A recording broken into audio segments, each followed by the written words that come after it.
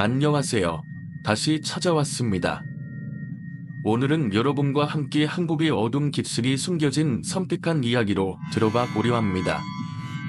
전에 내려오는 귀신의 전설, 한밤중 들려오는 알 수 없는 소리, 그리고 아무도 입 밖에 내지 못한 기밀들. 지금 계신 곳이 안전한지 확인하세요. 오늘 이야기는 여러분의 등을 서늘하게 만들 테니까요. 준비되셨나요? 그렇다면 시작합니다. 가기를 하고 있었지만 5살밖에 안 된 어린애가 그러한 사실을 알 리 없었다. 단지 아빠와 함께 이 무서운 상황에서 빨리 벗어나고 싶을 뿐이었다.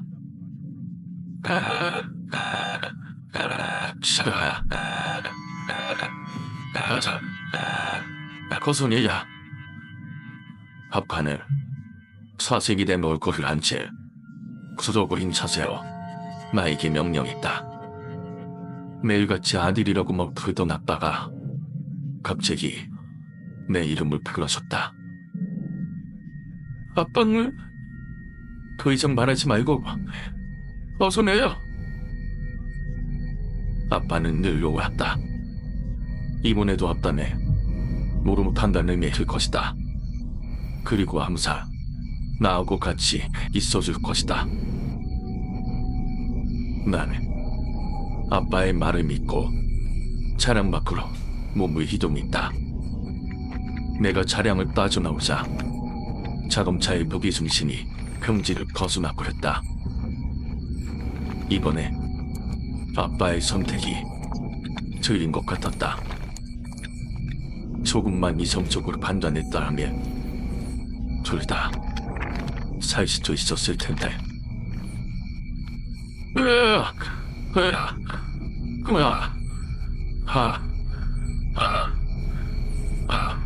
김명선님? 사무실에서 잠시 잠이 든 것이다. 덕형사가 나의 안부를 물었다. 저기 괜찮으십니까? 전문 구셨나봐요. 저기 사람이 죽었다고 신고가 들어왔어요. 지금 빨리 가봐야겠는데요?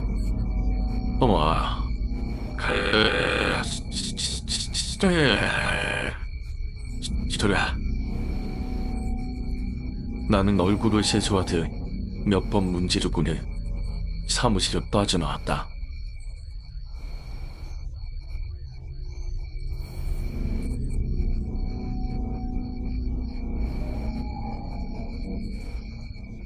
카드롤 447번지에 진예 청지 안에 망냐.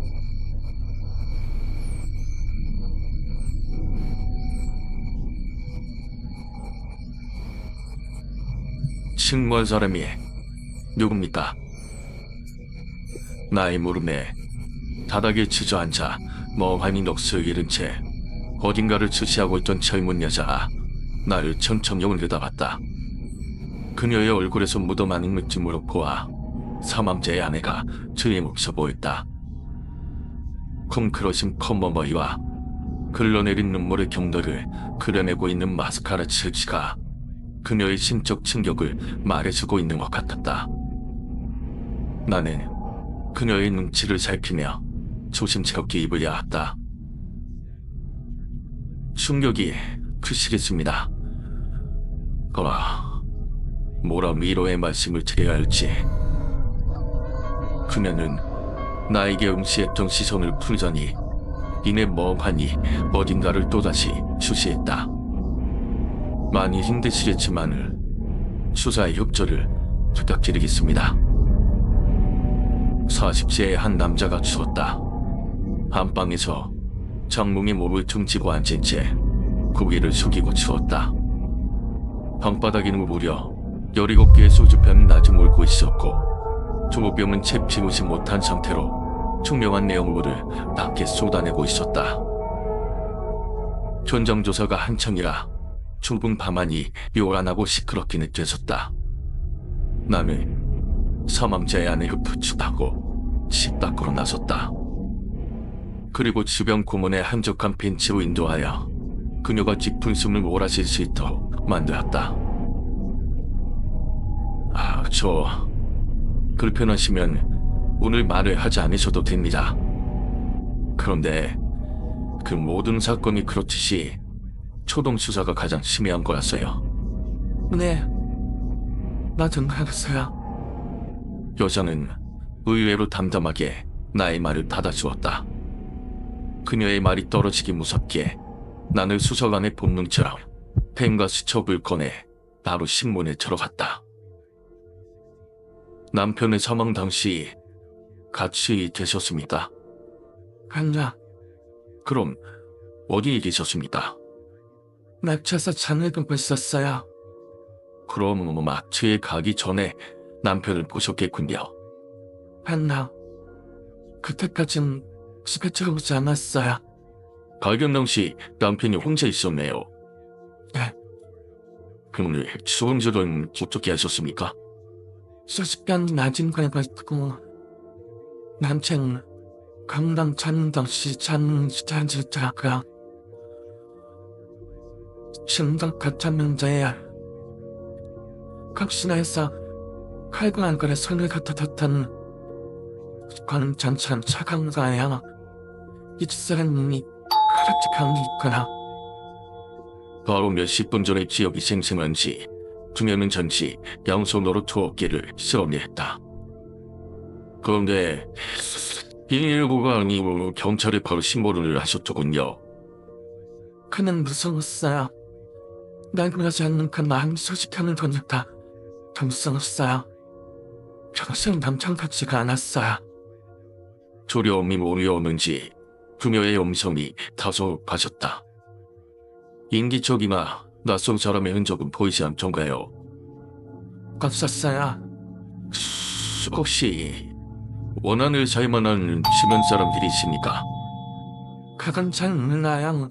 워낙 가까이 때문에 집에 잘 들어오지 않는 편이라 어떤 사람들은 만나고 다니는지는 잘 몰라요. 질답이 오가는 동안 그녀는 나에게 시선을 맞추지 않았다. 그럼 마트에 얼마 동안 계셨나요? 몇 시간 정도 있었어요. 그걸 증명할 수 있는 사람이 있습니까? 저집 세대들이 마트에서 맨날 같이 있었어요. 그런 난 알 겁니다. 오늘 4시간이라 4시간 동안 소주 17병을 마신다는 게 가능하다고 보십니까? 그거 안을 왜 저한테 묻는 거죠? 아닙니다. 그냥 의문이 드는 것들은 총성적인 수사 관계상 이렇게 불어오는 게 저에게 규칙입니다. 알리바이에 대한 수긍은 계속되었지만 나의 직감은 이미 그녀를 용의선상에서 제외하고 있었다. 남편분의 직업이 뭡니까? 가크렌 주사입니다. 의문이 잦았겠네요. 네. 그럼 남편분 취향이 어느 정도입니까? 그건 잘 몰라요. 제가 술을 자는 때는 자는 때도 같이 술을 한 적이 거의 없어요. 최근에 남편을 본 게 언제입니까? 그저께였어요. 혹시 이상한 점을 못 느끼셨습니까? 평소와 다른 행동을 한다던가 아니면 이상한 말을 한다던가. 나의 물음에 점식 지역을 더듬던 그녀가 갑자기 시선을 돌려 나를 무섭게 노려보았다. 생각 좀 봐요. 그녀의 급박한 표정에 나도 모르게 순간 긴장감이 모여왔다. 어떤 것 말입니까? 스롱산 나잠반도 흘린 것처럼 접시나 반짝 치고는 담냐 잠드는 겁니다. 참생 지내는 증년 지긋저긋 친구들 전화해서 전화내기 바쁜 사람이요. 전부 가져왔던 시절전 친구들 전화해서 늙는 걸 좋아하는 사람인데 그날은 그렇게 그냥 잠드는 거예요. 그리고 언제 다시 나갔어요? 잠든 지 30시간 지나서 작은 자국이 잔에 다시 나간 거네요. 강단에 나가면서 서는 날은 안 보네요. 무슨 말입니까? 지는 같은 아내야. 지은이요? 한잔 살루차가 잔뜩이야. 예전에 아문 같은 기억까지 떠오르는지 그녀는 두 손으로 얼굴을 감싸며 흐느끼기 시작했다. 나는 잠시 신문을 멈추고 그녀가 안정을 되찾을 시간을 주었다. 그래서 뭐라고 대답하셨나요? 제가 무슨 대답이요? 전 아이가 없다는 듯이 그 사람을 찾아가. 그 사람은 그렇게 전산하는 나를 지치고 갔었어요. 그리고 나서 오늘 사건 현장에서 보신 겁니다.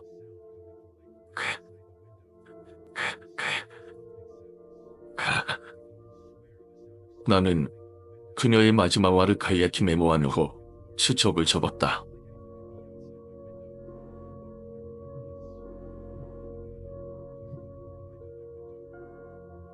사건 현장으로 돌아오자 조금 전에는 보지 못했던 사람들이 현장 주변을 서성이고 있었다.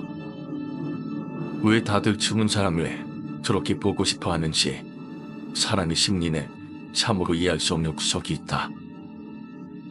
진흥사님, 현장 조사 중정 박 형사가 나에게 다가와 나를 걸었다. 저 과학수사대 감식 결과가 나와봐야 알겠지만 외부 침입 흔적도 없고 툭살 흔적도 보이지 않고 노이성 흔적도 없고 정황한 흔적도 없고 그냥 알코올 수치가 치사량을 넘어서 죽은 것 같은데요? 나는 잠시 사건 현장의 출입문을 응시하고는 입을 야했다. 박 형사, 너는 사람이 어리곡동의 소주를 먹는다는 게 가능하다고 보냐? 왜 불가능합니까? 뭐 어떤 연예인들은 소주를 괴적으로 갖다 놓고 마신다는데 그래서 그게 혼자서 가능하다고 보냐고. 그것도 단 소맛이란 해. 그건 그렇지만 다른 사인이 없지 않습니까? 그리고 지나치게 숨은 냄새가 많이 나. 예? 무슨 말씀이십니까? 아까 각형사 모두 들어갈 때 느꼈잖아. 소주 냄새가 문 갖까지 나던 거. 먹은 것보다 숨은 게 많을 수도 있어. 그럼 누가 강제로 먹였다는 말씀이십니까? 주변에 토사물도 없고 너무 깨끗하잖아. 그리고 어떻게 잠룡의 기대어 가로앉은 채 죽을 수가 있지? 너도 치해봐서 알잖아. 조금이라도 정신이 있으니 않을 본능적으로 사람을 눕게 되어 있다. 그렇지는 게 일단은 가수들 감식 결과를 지켜봐야겠군요. 박 형사, 너는 일단 인속들 만나서 시신 두검을 누려야 할 건지 알아보고 발인 전까지 주변에 피해자와의 금전관계가 있었거나 뭐 원한을 살 만한 사람이 있었는지 조사를 해봐. 네, 알겠습니다. 박 형사가 멀어지는 모습을 본 나는 뒤돌아서 담배 하나를 입에 맞다. 막 불을 붙이려고 하는 순간 누군가가 조용히 다가와 나에게 말을 거었다. 사건 담당 형사님이시죠? 나는 대답 대신에 담배에 불은 그치는 자세를 유지한 채 눈을 지켜두고는 그를 쳐다봤다.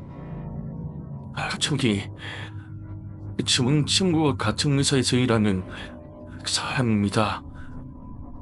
엄청난 용기를 내어 말하는 사람처럼 그는 시선을 어디에 두어야 할지 망설이며 안절부절하는 모습이었다. 나는 본능적으로 이 사람이 사건과 아주 직통 연관이 있을 것 같다는 걸 직감했다. 나는 입에 물었던 담배를 손으로 천천히 걷어내듯이 움켜쥐고는 입을 놨다. 네, 그런데요. 그는 계속해서 두 손바닥을 쥐어짜듯 비벼대며 조란한 기색을 감추지 못했다. 저 친구 말입니다. 그는 무슨 말을 하려는지 계속 나의 눈치를 힐끔힐끔 살폈다. 그리고 정면으로 내 눈과 마주치자 갑자기 그의 태도가 돌변했다. 아닙니다. 뭐가요?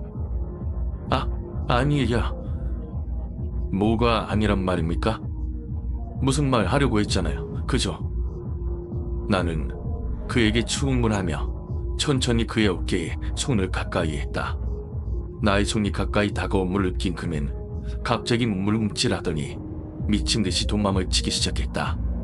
야, 가오사! 갑작스러운 나의 외침에 주변의 경찰들의 시선이 모아졌다. 뭐야, 임마! 간장 저 자식잖아! 그에 못지않게 나도 이미 미친 듯이 달리고 있었다.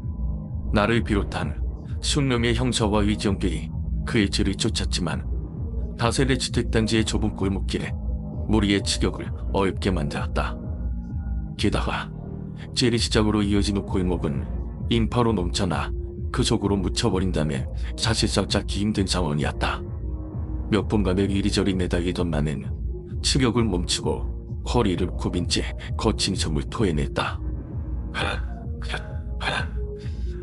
피지씨, 무시하겠다. 강해.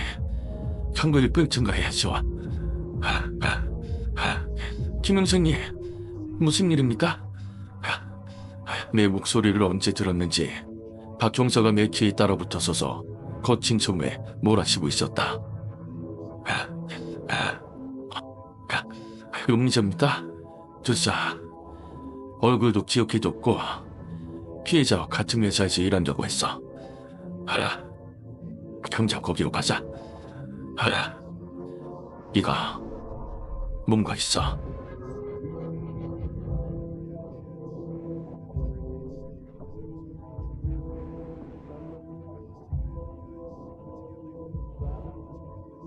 박 형사와 내가 피해자의 사무실에 도착했을 즉 이미 너울너울 해가 기울기 시작하고 있었다.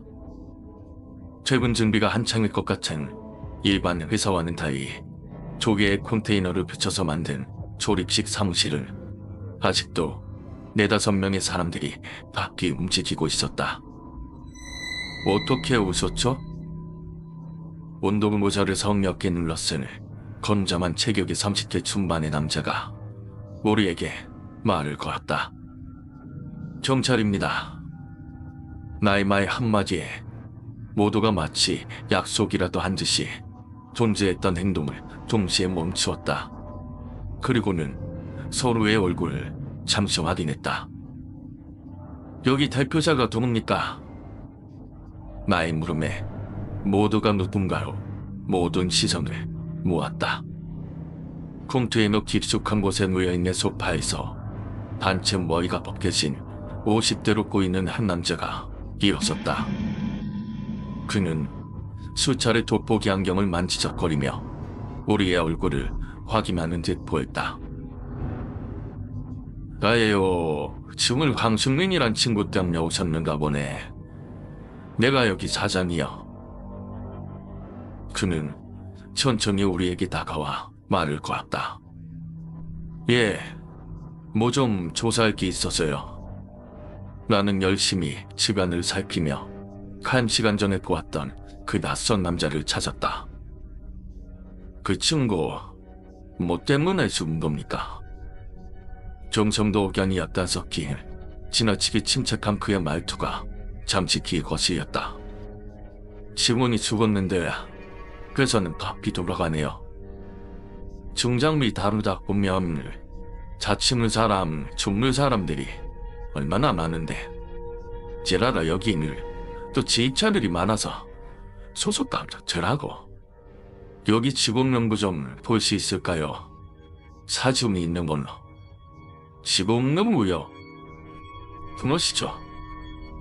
나는 남자가 꺼내온 묵직한 소리철에서 사진만 확인한 채 빠른 속도로 페이지를 넘겼다. 누구 찾는 사람 있습니까?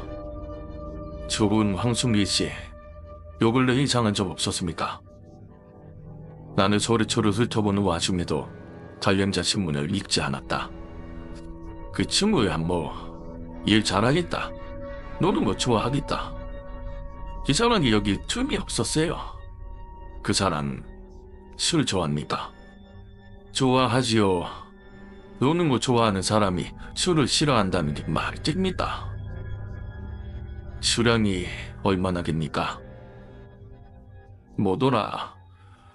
전에 보니까 한 3병 정도. 나는 잠시 소리를 훑어보는 것을 멈추고 사장이란 남자의 얼굴을 쳐다보았다. 그렇게 마시면 얼마나 취합니까?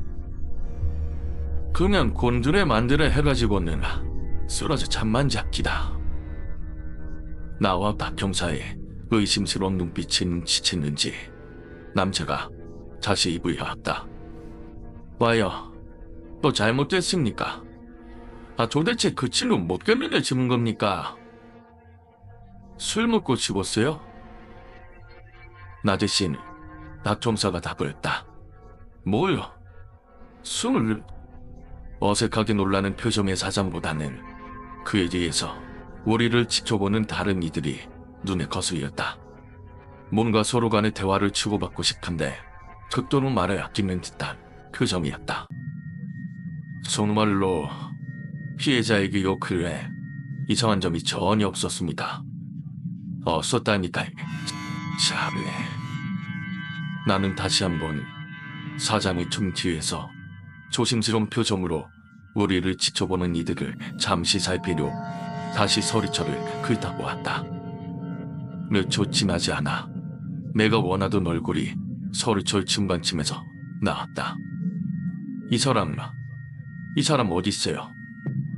내가 사짐을 손가락으로 지목하자 사장은 안경을 잠시 매만치며 얼굴을 가까이 하더니 입을 열었다. 노영주씨네. 이충우 오늘 출근하겠는데 지금 어디 있습니까? 시계차 차주인데 진입 차량이라 길거리가 없으면 안 나와요. 지금 어디 있는지는 저도 모르지요. 그냥 거기 적혀있는 번호로 전화를 해보시던가. 사장님 핸드폰 좀 빌려주시겠어요? 내 건 말이요. 왜요? 나의 요청에 그는 당황하는 기색이 역력했다. 자살일지도 모르는 사건의 수사 중입니다. 협조해 주시죠. 자살이요? 그런데 핸드폰은 왜요? 미적대며 그가 주머니에서 휴대폰을 꺼내자 나는 잽싸게 그것을 낚아챘다. 어색하고 기분 나쁜 기운이 주변 맴돌았다. 나는 우리에게 향한 시선을 쫓아냈다. 더 못들 하십니까? 신경 쓰지 말고 일들 하세요. 도움이 필요하신 분들은 나중에 털을 테니까. 그 곱지 않던 시선들이 사망으로 흩어지기 시작했다. 나는 바로 그에게 통화를 시도했다. 10여 차례 벨소리가 울리고 난 다음에야 누군가가 전화를 받았다. 나는 침묵으로 그에게 대화를 시도했다. 그러면 전화 속에서 들리는 그의 목소리는 이미 흥건히 술에 젖어 있었다.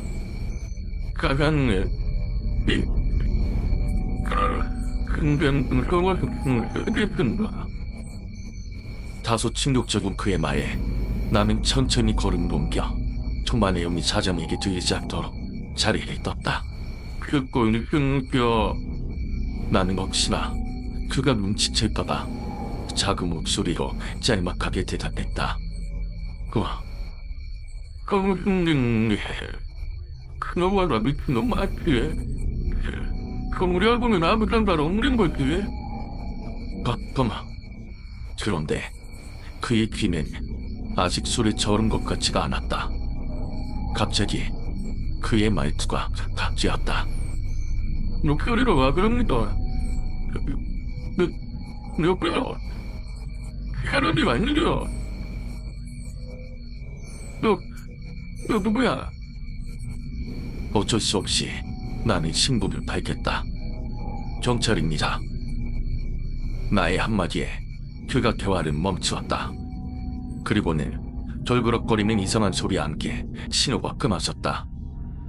나는 조명히 휴대폰을 사장에게 건네보는 입을 야았다.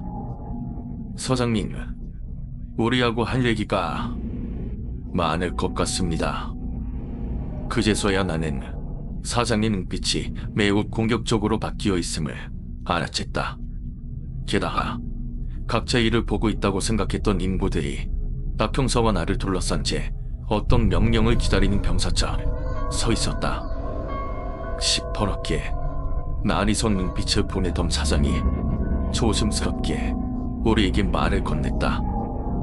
형사님들이 범인 찾는다니까 도와드려야지요. 지금 하실 얘기 없습니까? 없소이다. 이곳엔 뭔가 비밀이 숨겨져 있을 것 같습니다. 그렇게 느끼시오. 그럼 찾아보구랴. 나중에 다시 찾아뵙지요. 그때는 오늘보다 좀 오래 머물 것 같습니다. 얼마든지 그러시지요, 형사님. 그들의 기분 나쁜 시선을 지로한 채 우리는 발걸음을 차량으로 옮겼다. 한 달이 났는지 박 형사가 걸음을 재촉하는 내 옆에 붙어 나를 닥달했다. 진 형사님, 저 컨테이너 뒤져봐야 하는 것 아닙니까? 예? 저 사람들 좀 수상하지 않아요? 수색 영장도 없이 뭐하게. 저래도 엄연한 하나의 회사인데 지금 어디 가시기로 그 노영주라는 사람 집으로 가는 거야. 아니, 그 사이에 서울철에서 지소지를 무용 썼어요? 날 뭘로 보는 거야? 여튼 대단하십니다. 우리가 두 번째 사건을 접한 건 노영지라는 사람의 집으로 차를 몰고 가던 중이었다. 박 형사의 휴대폰이 다급하디움이었다. 뭐라고? 사람이 죽었다고? 나의 눈빛을 확인한 박 형사는 급히 차를 돌렸다.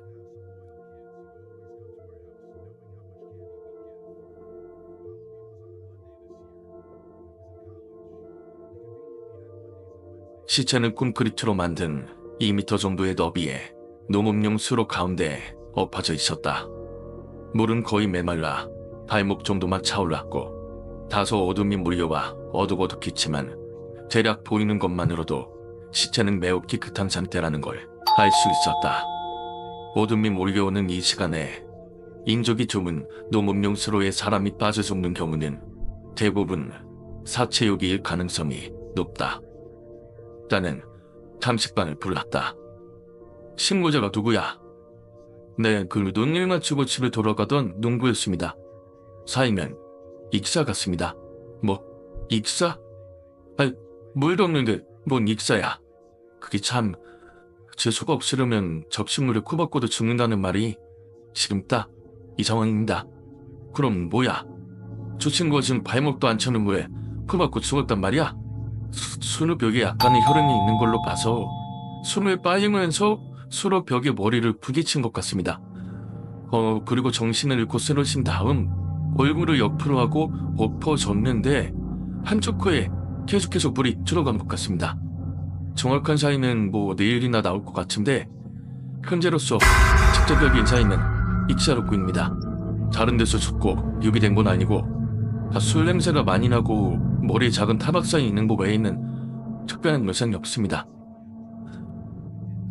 나는 엎어져 죽어 있는 시체에다가 쪼그려 앉은 자세로 조심스럽게 얼굴을 확인했다. 얼굴을 확인한 순간 나는 놀라지 않을 수 없었다. 아니, 이게 누구야? 나의 놀라는 목소리에 박 형사가 다가왔다. 아는 사람입니까? 나는 박 형사에게 고개를 돌려 말을 이었다. 노영주라사 만나러 갈 일이 없을 것 같다.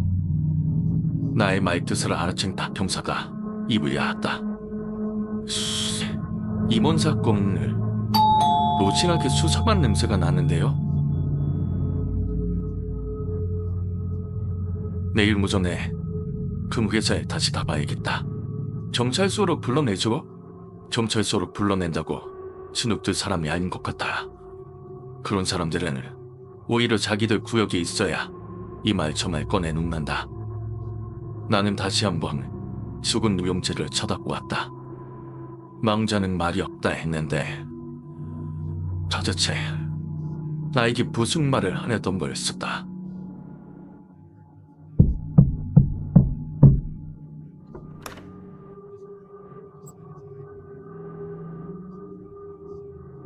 머리도 제대로 감지 못한 채 나는 경찰서로 나섰다. 여기에 온 지 1년간에 이런 강력 사건이 일어나지 않았는데 갑작스레 바빠진 듯했다. 지명사님, 형사계로 들어서자 나보다 먼저 나온 박 형사가 말을 걸었다.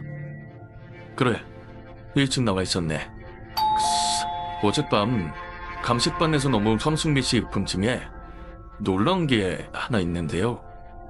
뭔데? 보세요. 박 형사는 나에게 4분의 1로 접어진 A4 용지를 하나 들이밀었다. 그 용지를 펼쳐보았을 때 박 형사 말대로 이것이 아주 놀라운 유품이라는 걸 알게 되었다. 굿자. 나의 탄성과 함께 요란하게 사무실 점압이 위했다. 박 형사가 받아들였다. 네, 뗄때서 강력반입니다. 무엇을 도와드릴까요? 잠시 통화를 하던 박 형사가 이내 수화기를 나에게 넘겼다. 황순기 씨 와이프였는데요? 그래? 나는 급하게 수화기를 받아들였다. 예, 사모님. 전화 바꿨습니다. 예. 도둑이요.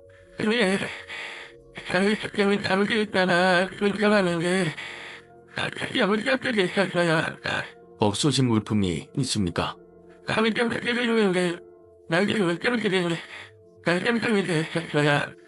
오, 그래요? 범인이 누군지 알겠군요. 확실하진 않지만 일단 사건 접수는 해놓겠습니다. 당분간 몸 조심하시고요. 저도 지금지 잊지 마세요.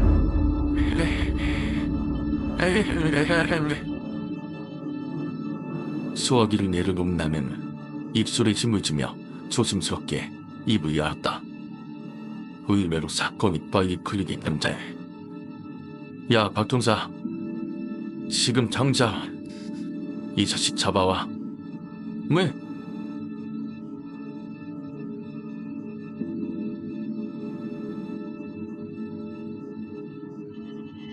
짐태섭 씨, 나 본 적 있지? 지금 내 앞에 있는 사람은 그 중장비 성실에 들렸을 때 나를 처음으로 맞이했던 성 역시 모자를 물러쓴 그 친구였다. 치조실이란 곳에 처음 왔는지 건장한 제구에 걸맞지 않게 짐작한 표정이 영락했다. 네, 나는 그의 심상 명세서를 한 장씩 넘기며 말을 이었다. 동기무당은 젊네. 이제 32이네. 너 어젯밤 광순길 씨 집에 왜 갔어? 예? 무슨 말입니까? 그의 놀라는 모습은 처음에 진실성이 없었다. 나는 박자를 손으로 치며 그를 다그쳤다. 알고 있어. 너 어제 이거 찾으러 간 거 아니야? 난 그 앞에 접힌 자국이 선명한 A4 용지를 꺼내들었다. 그 용지를 보는 순간 그는 모자를 눌러쓴 머리를 감싸지며 탄식을 내뱉었다. 아... 끝이네. 나는 잠시 그가 진정을 되찾기를 기다렸다. 노농주, 죽은 거 알지? 예? 그 사람이 죽었어요? 어젯밤 농업용 수로에 빠져 죽었어. 누가 죽었어요? 나도 모르니까 지금 신문하고 있는 거 아니야? 그럼 제가 죽었다고 생각하시는 거예요, 지금? 그럼 기성엄니 너 말고 누가 있냐? 그렇지, 그래 아니라니까. 나는 잠시 그를 쪼로절 쳐다보았다. 그리고는 지신 미소를 보내고 입을 여았다. 내가 한번 이 용지에 있는 내용을 읽어주지. 차용증. 본인 징태석은 6월 16일자로 일금 1,000만 원을 정승균으로부터 차용한다. 상환일자는 10월 16일이며 매월 이자는 원금의 5%로 하여 원금 삼아시 납부한다. 차용인 징태석. 도신이 노용주. 도장 진문 쾅. 내용을 읽는 동안 그는 나에게 시선을 맞추지 못했다. 나는 노래를 부르듯 말을 내뱉으며 그 신기를 건드렸다. 이제 너는 족된 뭘 하네. 신은 가장 유력한 용사가 아무 말 안 해. 야, 강승균이는 그렇다 치고 네 고승소승 노용진은 왜 죽은 거야? 아씨, 진짜. 노용진은 안 죽였다니까요. 그럼 황승균만 죽인 거야? 둘 다 안 죽였다니까요. 그의 말과 표정에서 왠지 모를 침실성이 묻어나왔다. 황승균이는 타살 가능성이 있어 보였지만 노용진은 사고자가 확실해 보였다. 그러나 늘 그렇듯이 나는 본능적으로 그에게 의도신문을 하고 있을 뿐이다. 이대로 물러서면 황승균 사건이 미궁이 빠질 수도 있었다. 너 이 사건에 더 엮이기 전에 네가 알고 있는 거 다 풀어. 안 그러면 너만 지목이 된다. 그는 잠시 머리를 숙인 채 고개를 두리번거했다. 그걸까지 말았어야 했는데. 그가 뭔가를 말할 것 같은 분위기가 만들어지자 나는 그에게 담배 하나를 내밀며 물었다. 담배 피우냐? 그는 말없이 조용히 받아들었다. 그리고 길게 연기 한 모금을 빨더니 조용히 입을 여었다. 한 달 전이었어야. 지가 억수같이 쏟아지던 날이었죠. 지가 오니까 모든 야근 계획이 취소가 된 겁니다. 우린 밤에 사무실에 모여서 6명이서 포커판을 벌였죠. 나, 승린이 형님, 영주 형님, 그리고 다른 기사 3명하고요. 보통 일주일에 한 번은 포커를 했는데 그날은 월급날을 며칠 앞둔 날이라 금액이 조금 컸어요. 시작한 시간이 9시 정도였죠. 그런데 11시가 조금 넘었을 뿐인데 승균이 형님이 먼저 돈이 떨어진 거예요. 보통의 경우는 돈이 떨어지는 집에 가는데 그날은 그 형님이 너무 일찍 돈이 바닥난 겁니다. 형님이 저에게 돈을 빌려달라고 하더군요. 저는 녹음판에서 무슨 소리냐고 했죠. 그랬더니 그 형님이 이 차용증을 내밀면서 소통을 치는 거예요. 사실 그 차용증이 적힌 금액은 한 번에 빌린 게 아니라 3차례 빌렸다가 제가 자꾸 갚는 걸 미루니까 쓰게 된 거예요. 친구처럼 지내는 영재 형님이 보증을 서준 거고 그 돈을 노름돈으로 빌린 거지. 질린 건 빌린 거고 찬돈은 판돈인데 차용증을 내밀면 다른 사람들 앞에서 윽박지르니까 엄청 기분이 언짢더라고요. 평소 사이가 나빴던 것도 아니고 서로 형동생 하면서 지냈었는데 방금 보물수하고 갑자기 형님이 그러니까 너무 서운하기도 하고. 그때 갑자기 형님을 놀려주고 싶었어요. 그는 잠시 담배를 한 모금 길게 빨았다. 그 사무실에서 한 200m 떨어진 산 중턱에 폐가가 하나 있어요. 한때 잘 나갔던 식당이라고 하던데 20년 전에 그 집 주인이 죽고 나서 다 떠나고 방치된 집이에요. 게다가 고가도로가 마을 앞에 들어서면서 그 자리엔 그 누구도 들어오지 않았다더군요. 그거 있잖아요. 작은 도로만 있을 때는 지나가는 도시 사람들이 들러서 밥도 먹고 가고 작물도 사주고 하는데 큰 도로가, 그것도 고가도로가 나니까 사람들이 들리지 않는 거 말이에요. 지금 그 집은 흉가로 유명해요. 귀신이 나타난대요. 야근 중에 그곳을 지나서 사무실로 돌아오는 몇몇 작업자들도 청민 그 집에서 사람이 서 있는 걸 목격했다고 합니다. 저 또한 사람 형상으로 보이는 것을 한두 번 목격했었고요.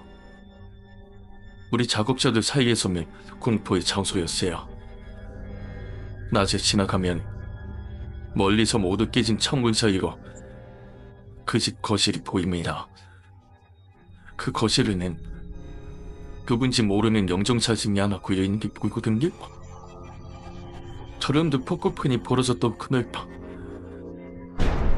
그 사진이 떠올랐습니다. 전 형님한테 제안했죠. 지금 그 쾌가의 영정사진을 들고 오늘 이 자리에서 100만 원을 빌려주는 게 아니라 그냥 지겠다고. 시간이 밤 12시에 가까워지고 있었고 그날은 비까지 내리고 있어서 전 형님이 갈 거라고는 꿈에도 생각하지 못했지. 단지 가지 않으면 겁쟁이라고 놀려줄 생각이었죠. 그때 그 형님이 술이 약간 취해 있었어요. 원래 술이 좀 약하거든요. 술 기운 때문이었는지 형님 가겠다는 거예요.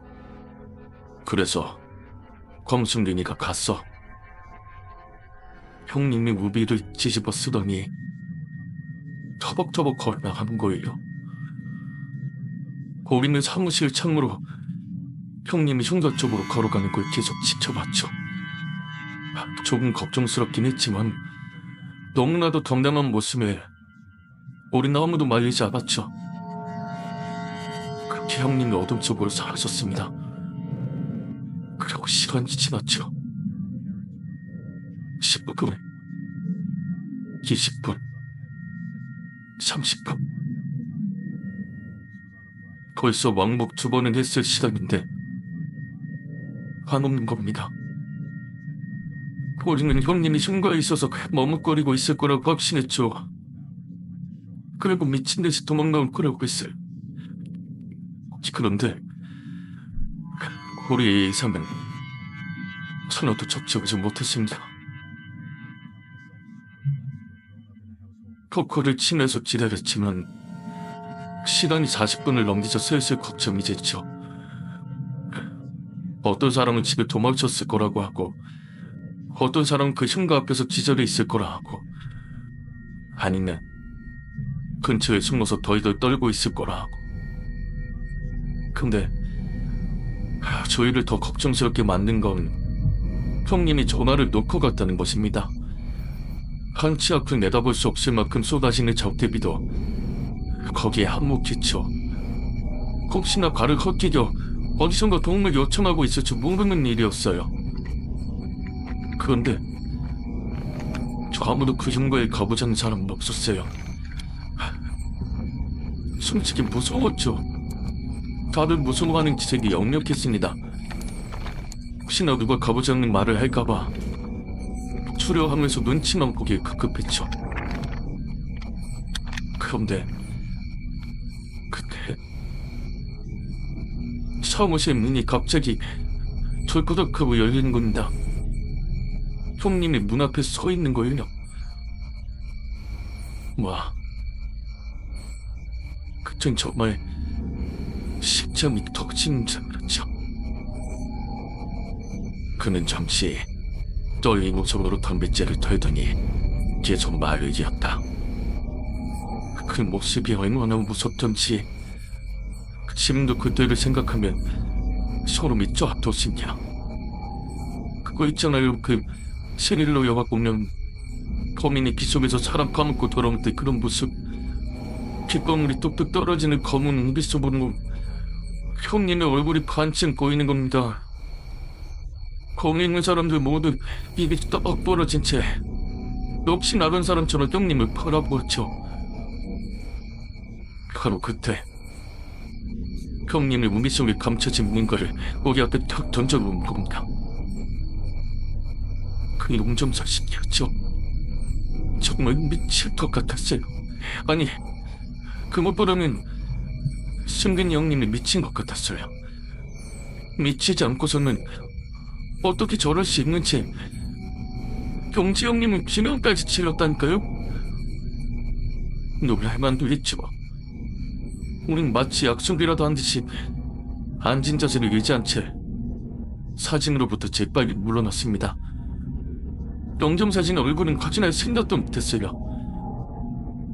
그런데 모기를 벗을 생각도 안 하고 형님이 사무실 안으로 발을 옮기는 겁니다. 그리고 저에게 다가와 약속한 돈을 내놓으라는 겁니다. 그래서 줬어. 형사님이라면 안지도 배지겠어요? 저는 얼마인지도 모르는 제 앞에 놓인 많은 돈을 쓸어 담아 형님한테 냉큼 건넸죠. 형님은 여기저기 돈을 꿰먹더니 다시 사무실을 빠져나가는 거예요. 저 웃긴 건 뭔지 아세요? 형님이 그 영정사진을 다시 들고 나가는 겁니다. 그 형님이 어디로 가려는지 아무도 묻지도 않고 궁금해하지도 않았어요. 단지 그 사무실에서 파일이 나가지기만을 바랬던 거죠. 형님이 나가자 저희는 그제서야 숨을 고르기 시작했어요. 복업하면 이미 끝난 거나 마찬가지였고, 거기 있던 사람들이 하나같이 승근이 형님이 제정신이 아닌 것 같다면서 수군거렸죠. 황승균이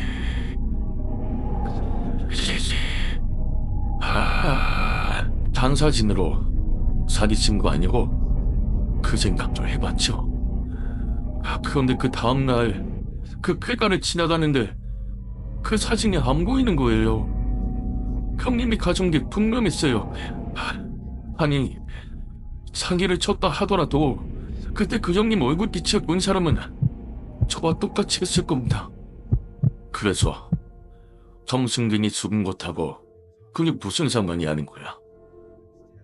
나는 계속 그의 얘기를 무시하려 했지만 나도 이미 그것에 빠져들고 있었다. 그날 이후로 형님이 조금씩 이상해졌어요. 며칠 동안은 모든 작업이나 회사 일은 정상적으로 잘 돌아갔어요. 그런데 날이 갈수록 형님의 행동에 변화가 생긴 게 조금씩 보이더라고요. 일단 술이 늘었어요. 상상을 초월할 정도로. 조세병도 제대로 소화하지 못하는 사람이 어느 날부턴가 7, 8뱀을 나발문다고 생각해보세요. 더 이상한 건 그러고도 정신이 멀쩡하다는 겁니다. 그리고 우리와 같이 있는 시간이 조금씩 줄었어요. 자꾸 어딘가로 사라지는 겁니다. 어떤 작업자는 신근이 형님이 3번층에 그 폐가로 들어가는 걸 봤다고 하더라고요. 뭔가를 잔뜩 싸들고 말이죠. 심지어 그 폐가에서 신근이 형님이 한밤중에 누군가랑 말을 나누고 있다는 소문까지 돌았죠. 봉도들 형님은 조금씩 멀리 오기 시작했어요. 심지어 눈 마주치는 것도 두려워했죠. 그쯤에 사람들 사이에서 흉흉한 소문이 돌기 시작했어요. 신근이 형님이 귀신을 불러낸다는 거예요. 나는 지금의 이 상황을 뭐라고 해석해야 할지 난감했다. 살인 용의자가 될 수 있는 사람 앞에서 형사가 귀신 얘기나 듣고 있습니다. 그러나 나는 그의 얘기를 중지시킬 수 없었다. 그게 무슨 말이야? 형님이 죽은 땅내미 얘기를 하려는 걸요. 라는 순간 피해자의 아내가 한 말이 떠올랐다. 시연이라는 딸애? 예, 그 딸내미를 만났다는 거예요. 모두들 승빈이 형님이 이젠 정상 상태가 아니면 치단했죠. 다들 그 형님이 미쳤을 거라고 얘기했지만 순간 혹시나 진짜로 귀신을 불러내면 어떡하나 하고 걱정하고 있었죠. 생각해보세요. 그 폐가를 들락거리면서 사무실에 들어올 텐데 그것도 순간의 실수로 큰 사고로 이어지는 진정들을 다루는 회사인데 귀신이 맹물 부조라인다고 생각해보세요. 생각만 해도 소문이 돋았죠. 그런데 그때 그 영주 형님이 뭔가 제안을 하나 했죠. 그지 폐가를 부수자는 거예요. 벽돌집이라 부수는 건 눈 깜짝할 사이예요. 그럼 구조의 집은 토크레인으로 슬쩍 밀기만 해도 넘어가거든요. 처음엔 불태우자는 사람들이 있었어요. 그런데 그건 아닌 것 같았어요. 그 주변에 눈도 있고 아무리 버려져 있다 해도 소유자가 누구인지만 모르는 엄연한 사유재산인데 그래서 두셨어. 도수자는 데는 모두 동의했어요. 그런데 문제가 하나 남았었어요. 그걸 누가 하니 했죠. 연칭한 살피던 저희들은 제비뽑기를 했죠. 그때 영주 형님이 그인 겁니다. 야, 너 영주는 지게차 기사 아냐? 면허증 없으면 운전 못합니까? 거기 있는 사람들은 자기문이 아니어도 중장비의 간단한 조작은 다 할 줄 알거든요. 신근이 형님이 비번인 날 골라서 영주 형님이 회사 포크레인은 몰고 그 폐가로 갔어요. 모두들 전쟁터에 나가는 병서 마냥 포크레인 뒤로 졸졸 따라가고 있었습니다. 수직 형님도 근처까지 가니까 영주 형님만 빼놓고 모두 제자리에 멈춰 섰어요. 영주 형님은 그때까지도 두려운 표정이 역력했어요. 조심스럽게 영재 형님이 포크레인을 몰고 그 폐가에 다가갔죠. 그리고 삽을 들어 갱을 내면서 옆에 창고를 막 쓰고 있는데 개서번에 피우고 있던 담배를 침묵했다. 그 비오는 날 승민이 형이 사무실에 나타났을 때만큼 놀랐어요. 거실에서 형님이 뛰쳐나오는 겁니다. 뭐? 놀란 건 그게 전부가 아니었어요. 갑자기 형님이 호통을 치는 겁니다. 내 집에서 쌍을 물러가려며. 그런데 그 목소리가 형님의 것이 아니었어요. 너무나도 낯선 생소한 목소리였지요. 그나마 멀리서 바라본 저희들이 그럴 정도였는데 바로 앞에 있던 영재 형님은 어떻게 쓸까? 비명을 지르면서 영재 형님은 운전석에서 뛰쳐나왔죠. 아니, 포크레인을 넣고 도망쳤단 말이야? 강승빈이 그거를 무슨 짓을 하지? 다행히도 영재 형님의 키를 뽑아들고 도망을 쳤던 거죠. 저희는 사무실로 몸을 피했습니다. 그때 저희를 수상히 여긴 사장님이 무슨 일인지 물었죠. 그제서야 저희들은 그간의 일을 사장님께 모두 털어놓았습니다. 얘기를 모두 듣고 난 사장님이 같이 그 폐가로 가자는 거예요. 사장님의 명령이니까 안 따를 수도 없고 그렇게 해서 저희들은 그곳으로 같이 갔습니다. 황승민님 거기 있었어. 예. 정미원처럼 어디서 몽둥이 하나를 들고 와서 거기 지치고 있더라고요. 가서 뭐 했어? 사장님이 형님한테 가서 말을 걸었죠. 나머지 사람들은 멀찌감치 떨어져서 지켜봤고요. 근데 웃긴 건 승빈이 형님이 아닌 다른 사람에게 말을 건 것 같았어요. 우리 직원들이 큰 실수를 한 것 같다면서 연신 죄송하다고 사죄를 하라군요. 트레인만 가지고 갈 테니까 하루 푸시라고 그렇게 말을 하더라니까요.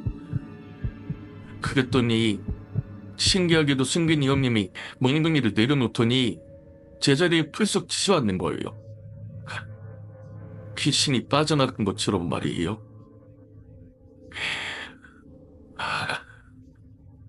최석은 잠시 양팔을 쓸어내렸다. 그날이 언제야? 형님이 죽기 이틀 전이었어요. 그리고 어떻게 됐어? 어떻게 되긴요? 승균이 형님을 업고 사무실까지 내려갔죠. 정신이 돌아온 형님이 집에 가겠다면서 사무실을 나선 거예요. 그리고 이틀 동안 아무런 연락도 없다가 시체로 발견된 거죠. 연락이 없음에도 우리는 아무도 궁금해하지 않았어요. 오히려 승균이 형님이 우리에게 연락을 할까봐 두려웠죠. 차말이 나오지 않았으면 했어요. 나는 담배 하나를 꺼내 입에 물었다. 그리고 천천히 불을 붙이며 입을 열었다. 너 황승균이 죽은 걸 어떻게 알았어? 예? 내 예상대로 놀라는 눈치였다. 신고 접수 후 경찰이 도착한 데 깨암 게시판이야. 10분도 안 돼서 도착했지. 내가 도착한 건 20분 후고. 그 사이에 죽은 황승균 와이프가 그 사이에 연락을 취할 만큼 여유롭진 않았겠지? 회사 사람들은 마침 며칠 전부터 알고 있었다느냐. 오늘 이야기는 여기서 마무리됩니다. 하지만 우리가 들은 것이 전부일까요? 글로 어두운 그림자들은 여전히 어디선가 기다리고 있을지도 모릅니다. 여러분은 이 이야기에 대해 어떻게 생각하시나요? 여러분의 생각과 해석을 댓글로 남겨주세요. 이 영상이 마음에 드셨다면 좋아요와 구독, 그리고 공유도 부탁드립니다. 한국의 어둠에서 더 많은 무서운 이야기를 놓치지 않도록 알림 설정도 잊지 마세요. 시청해주셔서 감사합니다. 다음 이야기도 기대해주세요. 오늘 밤은 평온할지 몰라도 어둠 속에서 무엇이 숨어 있을지 알 수 없으니 조심하세요.